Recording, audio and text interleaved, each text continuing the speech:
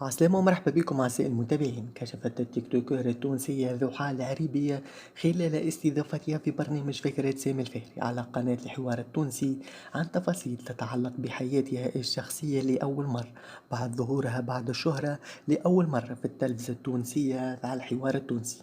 وقال ضحى العريبي خلال فقرة الأسئلة مع الهادي زعيم أنها تلقت العديد من الهدايا الثمينة خلال توجهها إلى ليبيا لحضور افتتاح مقهى.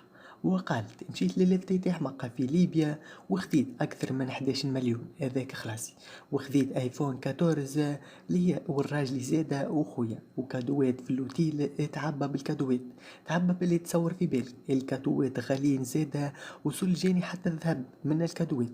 وأثارت بعد روبرتاج الحلقة تثير ضحى العربي الجدل في مواقع التواصل الاجتماعي وتخلي الناس الكل تحكي عليها اللي حكى عليها بالباهي وانتقدها